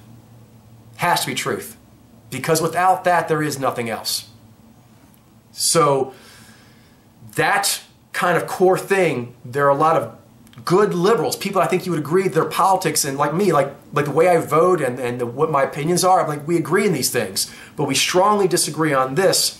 And to me, I feel like you're a noble person, but you've been in the trenches, and you're asking me to kind of get into your trench thinking, and I don't want to do that. I want to still be able to survey the whole battlefield. I want to be able to get up from one trench to another. I want to be able to ask various things. I want to be able to talk various things. I want to be free. All right, and since you mentioned this, I think that the argument I'm going to give you is actually stronger. Virtue signaling is used by a lot of people across the aisles. Obviously conservatives use it, but so do independents and so do liberals. How about cisnormative? Cisnormative is rarely used by anyone who's not liberal. and it's almost overwhelmingly, majority of the time, used as a slur. So I don't think I have the data to back up that statement of it's overwhelmingly majority. I believe there's more uses of that negative than virtue signaling. As far as a ratio, I don't know how much each word is used in total, but as far as whatever the total is, the amount of instances I see on the internet of virtue signaling being used wrong, right, and just neutral is more even. When I've heard the term cisgender, cisnormative, that kind of stuff used, I've had and I go all over the internet. I check out people from all different political stripes. I rarely ever hear that word used not as a slur. Okay, if someone wants to use the word cisnormative in a conversation with me to describe the phenomenon of cisnormative culture, which is a thing, that's a thing. And as long as they aren't being a jerk, I don't mind them using that word. Even though that is used, I will say an overall majority, a lot. It is definitely tainted. It's been tainted, that word, by people who use it negatively.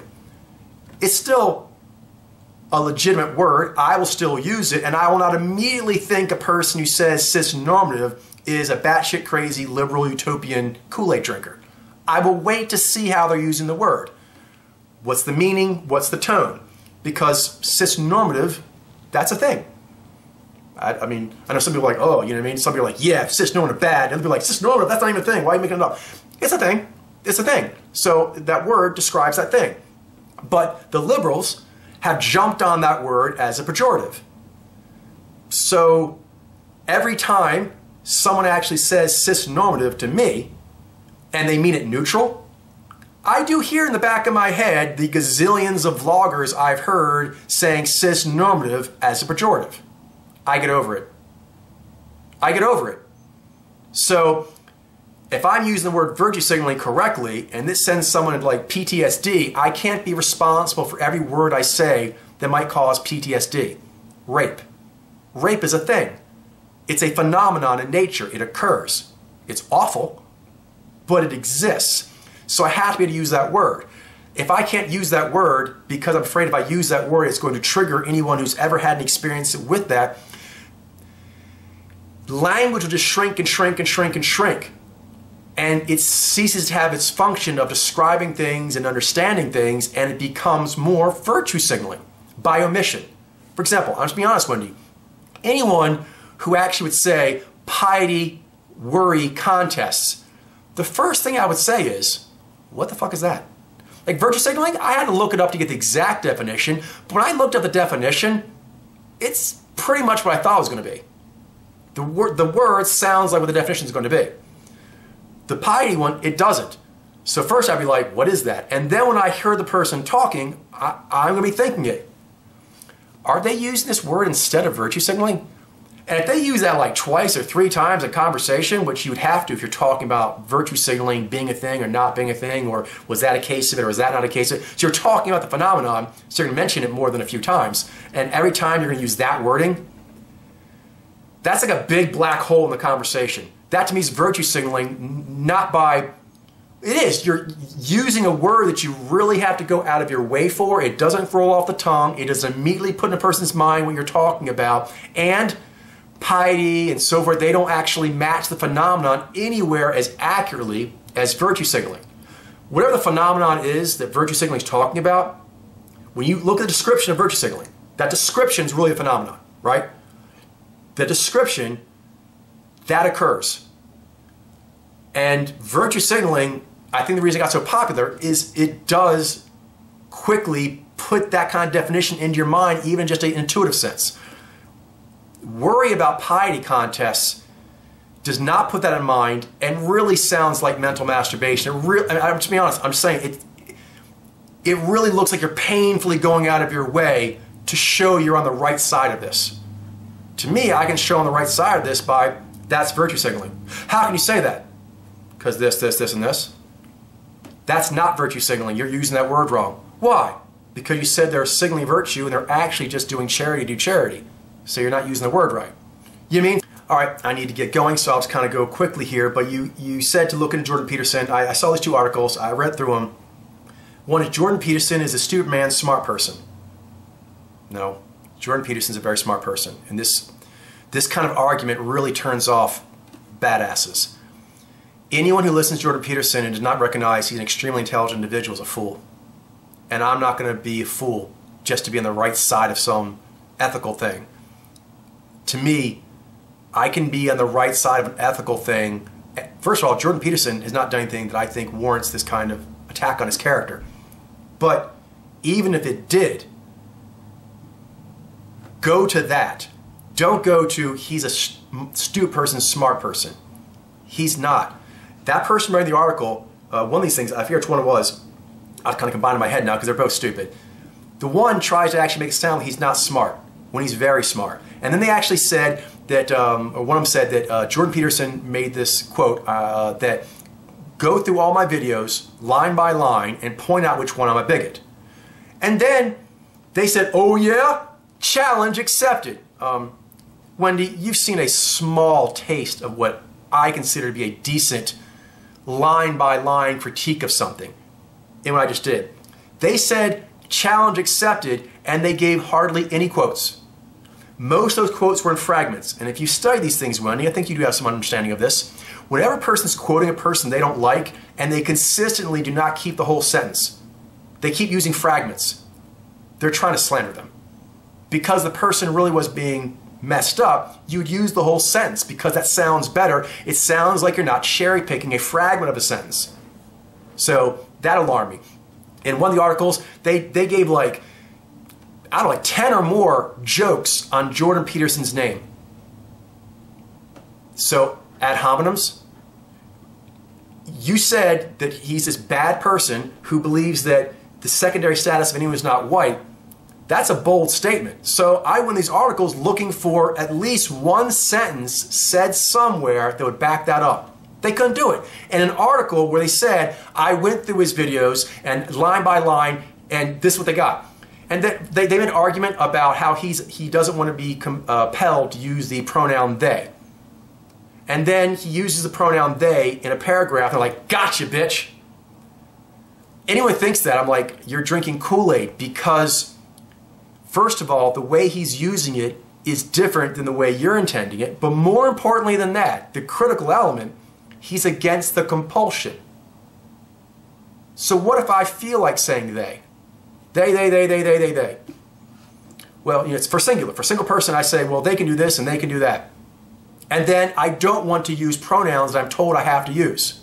Why do I have a problem with saying they when I'm told I have to say they versus saying they when I choose to?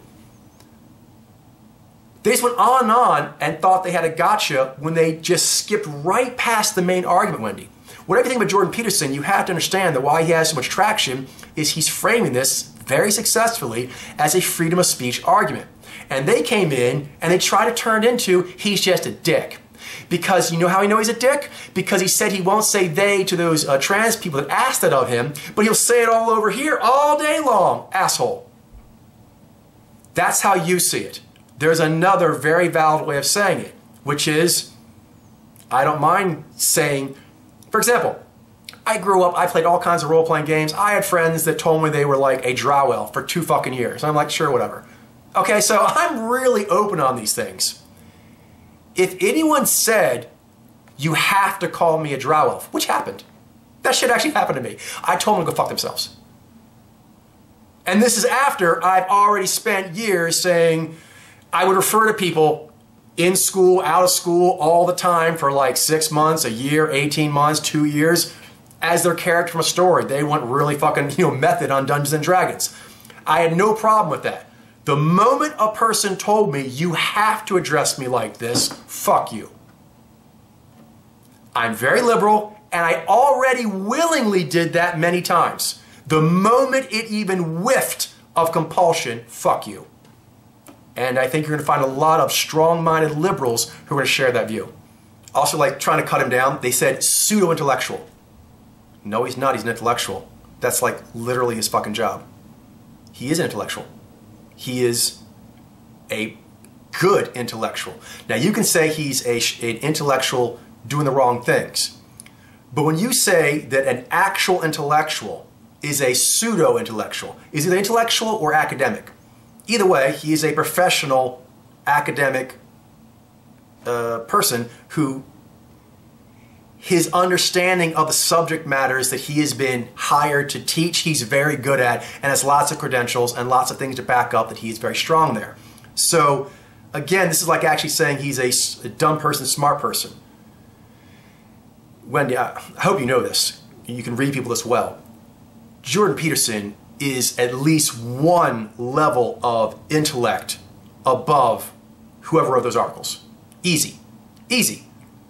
I'm telling you right now, if they take an IQ test, and any kind of thing like that, he's going to be stronger than them. His work ethic, his academic understanding, his use of professional methodologies, he's going to crush them. These people were lazy and they were sloppy. He is not a lazy, sloppy person. They were lazy, they were sloppy, and their intellect seemed to be maybe a little above average. He is significantly above average, and his work ethic for what he believes in leaves them in the dust. So when you take a person who has this, you have to accept this, Wendy, and this author has to accept it too, although they don't want to. He does have many admirable qualities, and that's why people are listening to them. It's not just he's giving evil Kool-Aid to people who want to drink evil Kool-Aid. That's an easy out. That's not actually what's going on. Are there people who actually take what he does and use it for ill gains? Sure, because there are certain arguments that need to be made, and liberals aren't making those arguments even though they should. So people who are against them, they go to other sources, even though their reason for doing it is bad. But Jordan Peterson's arguments are strong. I don't agree with all of them, but he does make strong arguments, and they come from a good place. He's trying to do good. Anyone who's not white, okay, I'm curious, have you seen, you gave me some links, I'll give some to you here. You can just type in Jordan Peterson and Theron Meyer. Theron Meyer. Okay, she's transgender, and listen to him talk about transgender issues with actual transgender. And I'm curious, what about him, besides you may think he's wrong, but you actually think that he's stupid or even average intelligence? Do you think he doesn't believe in what he's saying? Do you think that he's not doing this because he wants to do good? Now, maybe you believe he's wrong and misguided, but I myself don't know how he can be listened to from what I've heard and not say he is intelligent, he is hardworking, he is trying to do good. If you're going to take someone down like that, to me, if you give those things, but then chop down these other things, that makes more sense. For example, if I was talking about Peterson, I'd be like, well, he's a smart person, he's very dedicated to what he does, and he believes he's trying to do good, and I think he is doing good in certain ways. But when he gets on to, like, Christianity, he gets kind of stupid. Although, to give him his credit, he's a very smart person. His level of stupid is more sophisticated than most anyone else I've met. And I have a long history dealing with Christian people from way back in the day, people who actually did apologetics for a living. His apologetics and his use of like meaning and archetype to kind of like blur that together, I don't agree with it. And Sam Harris took him to task for that. So that to me is a strong argument, because his arguments do get weaker on those subjects. On these subjects, like with Theron Meyer, then also like you said, but you specifically had white people. What about that vlog he did with some black guy? I'm curious, if you watch that, what about it makes him seem racist to you? Because that's secondary status of anyone who's not white male. That seems very racist and sexist. So I'm curious how there are people who are of these groups that you feel are being maligned that are actually agreeing with him. And when I listen to them talk, the level of discourse they're giving on trans issues, if you listen to Jordan Peterson and Theron Meyer, it may not be what you agree with, but the level they're talking at, both, in my opinion, the intelligence, the research, the acceptance of known data, and the ability to grow and learn and correct their position. It's operating at a much higher level than liberals in general talking about the subject. It's their push. They're very into it, but they're not discussing it at a level that actually impress people. If they could actually get people of this level to do it, it might have more weight. So anyway, I don't want to go on here, but there was just, you gave me these articles, I did look at them, but they didn't move me. And I'm wondering if they moved you, because you stated that he's these things, but you didn't give proof. You just said they're true. And then you gave these articles, which I guess were to be the proof. But I went into them, and they just keep talking out here in the ether and don't really address anything. They do a line by line on him and don't do a line by line. They actually say they're going to break down him being stupid, and then all they do is do ad hominem attacks making fun of his name, saying he's a pseudo-academic when he is an academic. That person's like a pseudo-writer because they haven't done very good journalism. Even this word, professor who refutes his own argument. He refutes his own argument because he uses they when he feels like it, but doesn't use they when he's being forced to for an ideological reason he doesn't agree with. How's that refuting his argument? Again, I think people who were like, yeah, he's a dick. Again, virtue signaling. That one article, I forget which one it was, but that was, all they did was say, Jordan P. Henderson, and just a bunch of jokes about his name. That's just sticking him with a dagger. That's virtue signaling. I hate that guy too. He is a dick. All that was is we all know he's a dick, and I make fun of his name because he's a dick, and at the end, I had dismantled him intellectually. No, it hasn't. In fact, it's the opposite. People who are actually like, hey, Wendy, I hear that you don't like Jordan Peterson. I don't know everything about him. Can you send me some information about what he might be like? And then you send this information. I'm like, I hope there's better information than this. Accusing someone that they believe everyone who's not a white male is of secondary status. I need some sentence, some act, something they did that would be declarative of that. And I've seen the opposite. I've seen him go out of his way to try to actually be as nuanced and as restrained as he can be, given how he feels about things. I guess a little thing here, just how this kind of like hits people like me. And again, a lot of the young generation coming up, the new liberals, a lot of them are not grooving on this kind of OG liberal. There's a time when Jordan Peterson is on a panel, and again, I think you should take a look at Jordan Peterson when he's talking with other people who are marginalized groups, and you should take a look when he's actually talking to people who hold maybe some views you have in a public forum. He comes off very well, seems like he has his stuff together, and they look like whingy, greedy jackasses. They do. And so that's because these are the kind of arguments that are being brought up. These kind of arguments may, if you already don't like a person, may work, but they won't work when someone's just watching TV and going, oh, transgender, I don't know a lot about that. Let me hear what they say. Those arguments were terrible. There's one, obviously sex is a construct, was like awful, and then said that 50 years of scientific research confirms this. No, it doesn't. So you're a moron, that guy is. Not you. That guy said he's a moron. And the hubris on you to say some dumb shit like that, just blasé, and then said to the commentator, I'm a historian of science, and so I can get high level with you, but we'll just move on. I.e., that's a given. I am a historian of science. Science, for the last 50 years, has this conclusion, we're done. Well, historian of science, I don't know how many scientists actually agree with that. And if they did, they're stupid, because you can just go down to a dog kennel, you can go to a cat place, you can go to a local zoo, you can go down to a child birthing ward, any of those things, open up a bunch of legs and see how many hoo-haws and wee-wees you see versus other stuff. And then take the hoo-haws and wee-wees and actually go into the bodies and see, are they going to have, prediction time, are they going to actually have different levels of testosterone and estrogen based on the hoo-ha and wee-wee outside plumbing we can see? Yes, they will. So he just said something just ridiculous. And no one really calls him on this. Because you're not supposed to. Like, that's a legitimate side of an argument. No, it's not. That's never going to win the argument. So then another point was when they said, what are the penalties for this? And then Jordan Peterson was saying, like, there's a lot of scary stuff that could happen if you don't agree to these rulings. And then the guy says, you're making it up about that you're going to jail. It's not, I think the commentator was actually saying this, trying to like give support to the liberal side, because the commentators tend to be liberal too. But still, commentator liberal and the panel liberal, Jordan Peterson, he still wins. He just is stronger.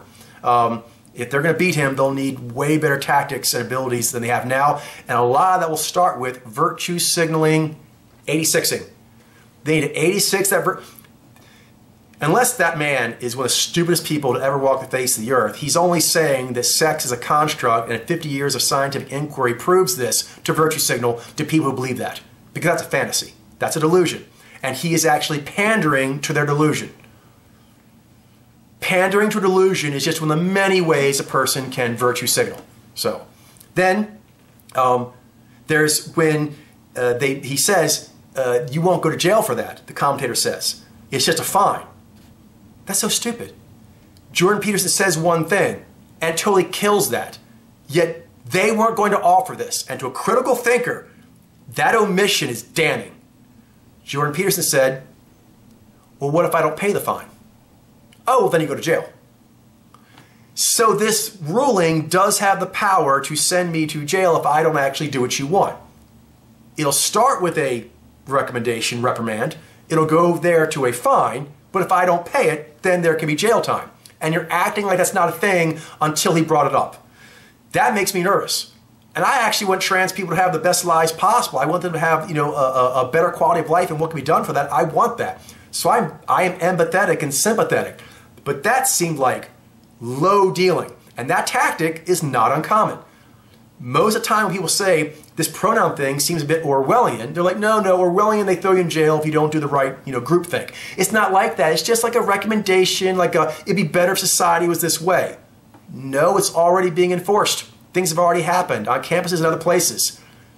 They said that wasn't how it was going to be used, and that's how it's being used. And then they're saying jail's not an issue. It's just fines. Yeah, but if I don't pay the fine, then it's jail. That's very disingenuous. And Wendy, I'm not saying that you would do this yourself, but you have done, to my opinion, a little bit of it, and that you have, because you're saying that he is slurring these people. I believe this man's being slandered because these are strong accusations. I have looked for proof of them. I'm not an acolyte of Jordan Peterson. If he's an asshole, he's an asshole. I don't give a shit. I mean, I don't. You've seen me. I will take my critical faculties on anyone who I think needs it. I will not spare this man because for any reason. I do not have that kind of connection to this person. But I need good arguments, and I haven't been given them. Anyway, the thing I was mentioning is saying that he has these bad traits, and in the articles you sent me, which I guess you approve of, saying he's a pseudo-academic and he's this and that. Like the one article about several paragraphs down, they go, now let's be clear, he's not a Nazi or neo whatever himself. After they just painted around his name in several paragraphs, alt-right, Nazis, this, that, they do this, Nazi, Jordan Peterson, Nazi, Jordan Peterson. They didn't actually say it, but they just built paragraphs of Nazi around his name. And then down halfway, I guess just to, give himself an out, they're like, just to be clear, blah, blah, blah. No, if you were just being clear, that's something you mentioned in the first paragraph. You don't actually basically write paragraphs that pretty much put Nazi labels all over his face and then say later on, he's not a Nazi. Because it comes off as, to people who are drinking the Kool-Aid, oh, he is a Nazi, they're just saying that, not get in trouble. Because the paragraphs before clearly show this author thinks he's basically a Nazi. So anyway, that tactic of not wanting to give this person any credit, that strikes critical thinkers as very disingenuous, and it makes us wary. So the commentator said, well, what are you willing to do? And then Peterson got a true believer's look in his eyes. A person who's actually really about what they're about. Now, that doesn't mean that he's right. I think he's right on quite a few things, but he's also wrong on some other things. The point is this. He is a person who is very committed to what he's doing, and he is willing to sacrifice for it. That toad that was on the panel with him tried to chime in as soon as Peterson said, well. As soon as he said, well, because he realized he was dealing with an actual hero. That doesn't mean Peterson's right. But if you're looking at this and you're not on anyone's side yet, that person's lying about science, lying about their credentials, and lying about the effect of the legislation they want. So regardless of whose side's right, that person was lying. And Peterson was not in the interview. And then that person, the toady person, looks like they have a very soft, pampered life. And they're doing this because it actually feeds them. Peterson looks like he's not being fed by this other than his sense of I'm doing the right thing, and he's willing to starve for it. And in fact, that's what he says. He proceeds to say, if they give me the fine, I'm not going to pay it. If they send me to jail, I'm going to go on a hunger strike. And the commentator just gave a nod like, whoa. But before Peterson could say that at first, the toady guy goes, are you willing to learn? Now, I guess to certain Kool-Aid drinking liberals, that sounded really smart. To other people, including other liberals, why did you feel the need to cut him off when he was asking, what are you willing to do? For example, when I hear people have dumb ideas and people say, what are you willing to do? They tend to pontificate, we'll do this committee and we do this vague shit and blah, blah, blah. And I myself would have no problem with them talking. Go ahead, take your 30 seconds or a minute, and then I'll dismantle the dumb shit you said. He didn't even want Peterson to talk because he knew at a primitive, heroic level, people are going to look at Peterson and say, he's been measured here. He has not been lying about what he has said. Agree with him or don't agree with him, maybe he omitted stuff, maybe he isn't saying everything, I don't know everything, but from what he was talking about, he was talking reason and fact. The other guy was talking delusion and lies. And then, when Peterson is being asked, how serious is this to you?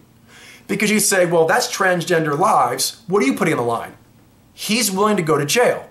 He's willing to go to jail and not eat until he's taken to a hospital or they back off of him.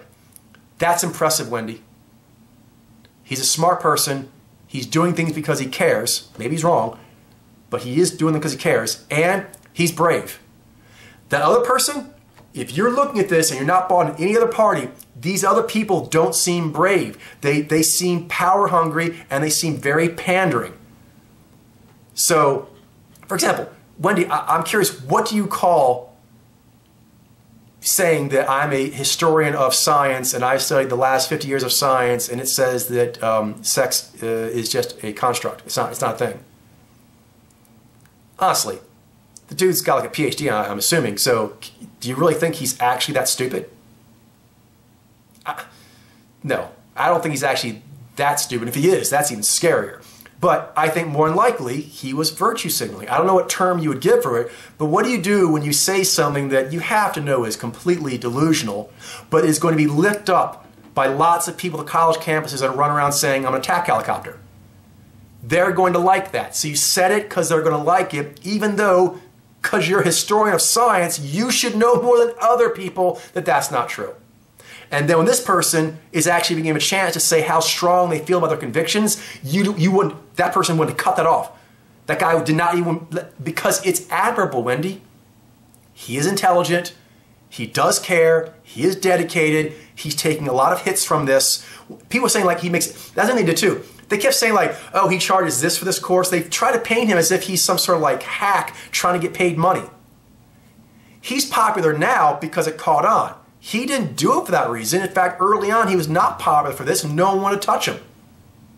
But then no one wanted to touch him, and him just doing his thing, people start saying, that's fucking boss. And then it turned. And now they want his time, they want his words, and they're willing to pay for it. To say that he did this to be some sort of, alt-right guru to make money off people is a ridiculous argument. Unless you can provide evidence I have not seen. Until you can do that, that to me is a position that does not hold any water. But I'm just curious, Wendy, did you notice in your words to me that you gave some very strong declaratives that for that to be true, there should be some significant damning evidence? And you didn't provide it, and the links you gave me said they were going to do it, and then proceeded to not do it. And then consistently trying to take away attributes that he actually has. His intelligence, his work ethic, his sense of bravery, his willing to sacrifice what he believes in. Those are actually things on the board. In fact, when people try to take that away from him, it makes me more inclined to hear, what is it you say that's so bad about him? Because the things you're attacking his name, you're attacking him being an academic, you're attacking he's making this money now. None of those things seem like good arguments. Other than, yeah, he's bad. So he's probably getting those courses now because he doesn't deserve them, and that was the only reason he started this whole thing to begin with. Wendy, there's a very good chance when he did this that he was going to lose his job. It was only national exposure to what he was doing got put on the school that he was at that he probably didn't fire him.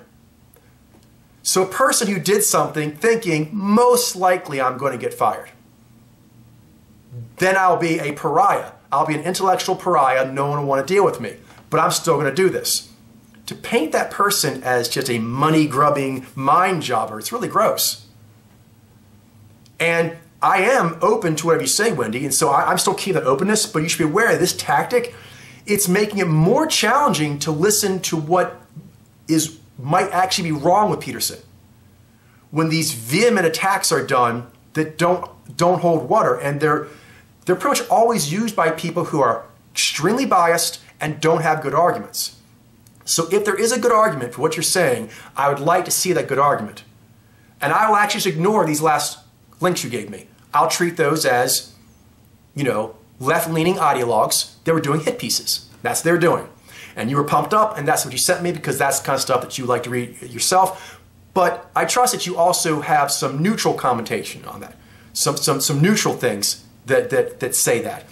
You know what I mean? So I'm curious if you can find some of these younger YouTubers who hold liberal views but believe in free speech. I'm curious if you can find someone who is pro-free speech, liberal, that is saying the same things about him that you are and these people in these articles are. I think that'll be hard to do. And I think that's something maybe you should consider. And I think I'm in my rights to ask that of you because you said for me to consider a subject where I believe from what you've written and what these people have written, I already knew way more about him. And then I went and learned more and I read all these ideologically driven pieces and tried to take in what they were saying. But they gave nothing good and they just screamed, don't listen to this person. But I'm not going to let that turn me off entirely, Wendy. I'm still open. So if you want to send me other things that can show in a more neutral voice actual crimes, that's what I need. I need a more neutral voice with actual crimes. And even, you know what, because myself, I curse. I actually say, oh, Ademus, his logic was shit. He's a shitty logician. Okay, that's rough language. But I said that while pointing out an exact thing that anyone who studied logic is going to go, yeah, that's really bad. So you know what? I'll even take ideologues, but I'm going to need facts. And when someone actually says they do a line-by-line breakdown of his stuff, and then they give me little sentence fragments and one paragraph that doesn't mean what they say it means, and just go on and on and on about that, I wouldn't be good to my spirits, my sense of truth, if I allowed myself to be swayed like that. But empathetically, sympathetically, I am open. So I want you to understand that. So I'm not shut down, and that's something that keeps being thrown out. And I think you know me well enough, and I hope I've expressed myself here well enough that you know I'm not shut down, but I am unmoved.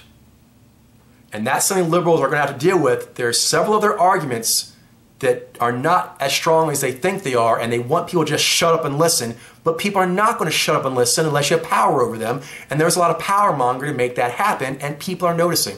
They're noticing, and they don't like it. So I want liberal stuff to go forward. It's going to need a reformation. Luckily, it looks like the younger generation is already, got that, solidly in their crosshairs. Unfortunately, it probably means that the liberal push is going to be stymied for a while, because it looks like the liberals are just going to have Donald Trump for another term to learn that they just cannot keep operating this way. And it's not just racism. And they're going to need to have, if they don't do it themselves, and it looks like they're not going to, they're going to have the next generation come in and go, we're still about all the rights for everyone, liberal, pro-choice, blah, blah. We're liberals, we're the next generation of liberals, but gotta have freedom of speech. Gotta have it. You know what I mean? The identity politics, it's so divisive. What would you be doing if you weren't grieving? If there wasn't grievance issues, what would you be doing? I know there's we had to get past that to go there, but it doesn't feel like there's really any exit strategy from grievances. And that's something I hear a lot from the young generation of liberals. They're like, yes, there's these grievances, but there has been progress made, and that has to be acknowledged. Otherwise, it makes it sound like it's this bleak landscape that it's not. The United States is a wonderful country. It is the best quality of life and equality that's ever existed on planet Earth. Can it be better? Of course. But it is doing well, and to paint it in such a negative light, it gets people to the point of I don't think I want to bother even listening to your idea of what good is. I don't think I want to listen to your list of grievance demands because I think if I answered them, you're going to give me another list. You know what I mean? So that feeling has to be gotten rid of, but the current liberals aren't doing it. And the new liberals coming up, they're gearing themselves up for a war. A war of, there's a generation in college, millennials, and the ones after that are actually drinking that Kool-Aid, but there's a generation coming behind them that are mainly educated by themselves and YouTube. And they can do it that way, and they're realizing that this is not a strategy that's going to work. For example, I mean, like Wendy, how do you justify feminism and Islam together, other than a power grab? And how do you justify no one saying that? How are feminists not taking on Islam? You know what I mean? And this gets back to the point too, like conservatism, that's been around throughout history, although it's not my thing personally, it's part of the people, and for a reason. Islam is only going to be doing feminism stuff until it gets its foot in the door. It's done this everywhere it's ever gone. And then once it gets enough people, it turns on anyone it needs to. I'm not trying to actually put down, Muslim people. I'm talking about Islam as a doctrine and what it tends to do on a large scale, macro trends. And on that, there's not really a strong argument against that, unless you bring up lots of individual anecdotal things, and every individual is an individual. But certain trends are what they are. So now, that is a brewing problem. It's a brewing problem, and the feminists right now are actually in bed with it. Now, when Islam decides to go back to OG Islam, where are you going to turn to? It's going to be the conservatives. Throughout history, when it comes to police stuff, military stuff, engineering stuff, it's going to require their force. And it is good. It can be used bad. It's been used bad before, sure. I'm not disputing that. But it is going to be needed. And the left and the right are now so antagonistic. And the left basically is made of a confederation of people that don't really like each other. If you actually study these things, Wendy, and look at them, they're trying to push this critical theory and intersectionality. But at the end of the day, trans people care about trans people. Gays care about gays, blacks care about blacks, Asians care about Asians, so on and so forth. And they also care about other humans. But as far as they are identified with a category, they care about the status of that category. Now, if they can link their category to another category to make a larger category, sure. This happened in the 70s with the Civil Rights Movement.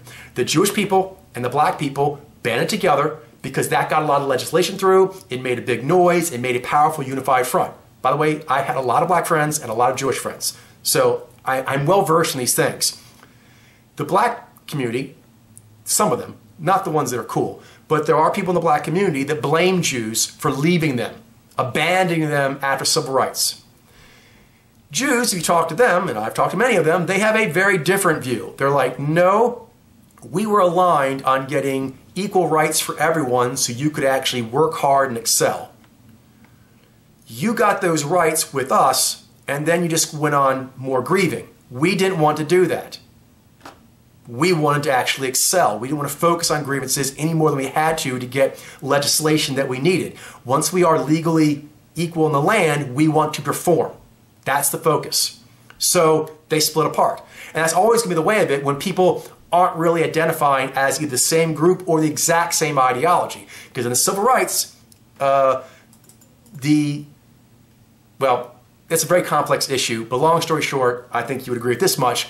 The Jewish people and the black people were not united before. They became united during the Civil Rights Movement, and then there was a definite breaking up of them after some accomplishments were made. That's going to keep happening. So the liberal side is going to fracture. This coalition of grievance people, they all want their grievance to be top. And the only reason they're actually grouping up other grievances in some part is so the noise they're making is louder. And I understand that. That does make sense. Minorities throughout history have always made confederations of minorities. However, that confederation of minorities needs to integrate with the rest of the land, otherwise it's just going to keep being a war. And the people who are actually, within those groups, they need to have a sense of purpose and ethics that allows them to rise above the trenches. It's a comic book that influenced me really deeply, Wendy, Hulk. I didn't read a lot of Hulk, so that's why I know this, because I didn't tend to read that comic. But one comic I did, it really stuck with me. He's taken up to a planet that's got green aliens and red aliens.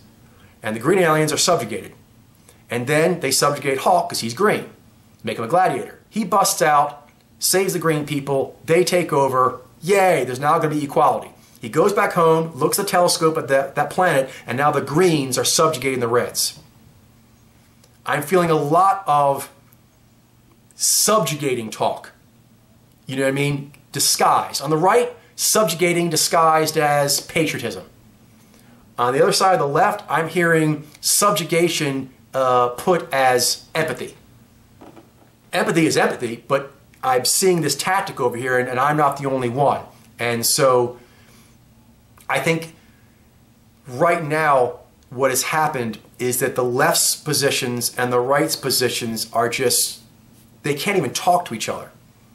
They can't even see there's anything going on of value on the other side at all. And I don't think that's going to be able to work. And I'm hoping for a solution. But for me, I feel that solution is more dialogue, more conversating, more freedom of speech. Now for me, I believe in respecting person. If I was debating with a person, I would keep out the ad hominem attacks, I would take out my cursing, and I would not interrupt them. But I believe that's the end of how I need to curb my speech when I'm talking about things I believe I'm seeing and so forth. Even if I'm wrong, this is something Jordan Peterson mentions, and it's really true.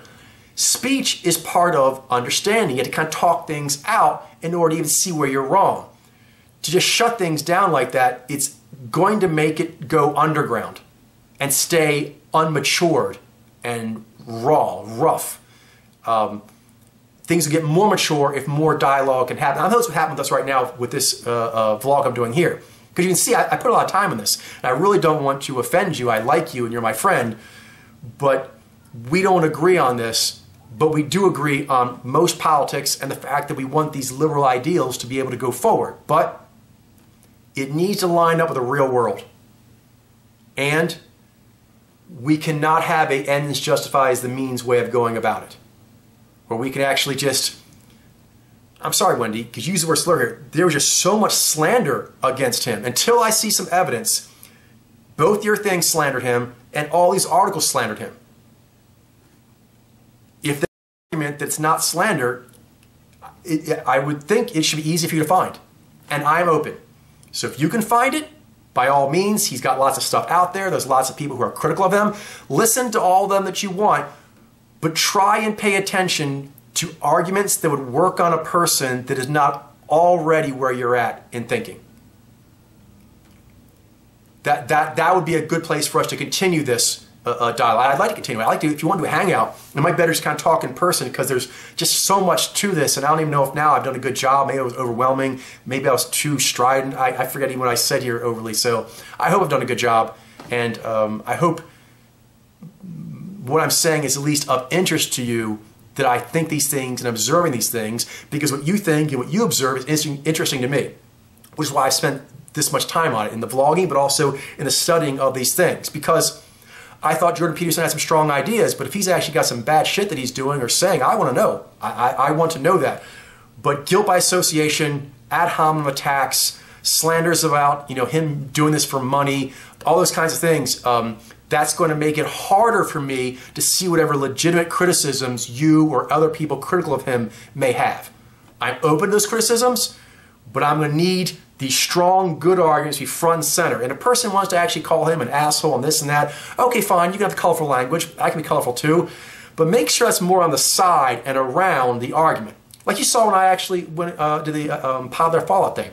I call people names. I'm sure I called at least more than one person a jackass. But I went through, unlike this person, literally line by line.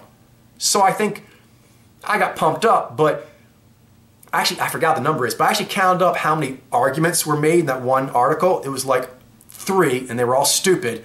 And then they did like 12 or more ad hominem attacks, guilt by association, like all these fallacies and all these ugly tactics. And they only had like 3 real arguments that weren't very good, and they did not have documentation to back up those things.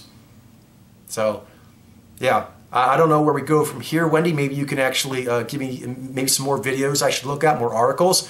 Maybe that's a good way to start. I'll try to send you some. You can send me some. We can kind of just talk it out and maybe do a hangout or something. But since I did yours, if you do one for me, you don't have to watch all of them. Maybe just watch a portion of them. But there's one where he does with some black guy. That's the guy's name. That's his handle. I'm not saying that. And then with Theron Meyer. And I'm curious what your thoughts are on that. To actually see him talking about these topics with marginalized groups. And the fact that there are people who are marginalized groups that actually don't see what you're saying and what these articles are saying. They actually see what Jordan Peterson is saying. I'm curious what your take on that is and what you think might be some places we can go from here. All right, I guess all I have for now. It's been good. It's been energizing. It's made me think a lot. It's made me kind of, open up certain parts of me and weigh them. And so now I have them still open. I'm still weighing. And if you want to give me some stuff to put in there and swirl around and weigh, I would enjoy doing that. All right, take care and talk to you soon.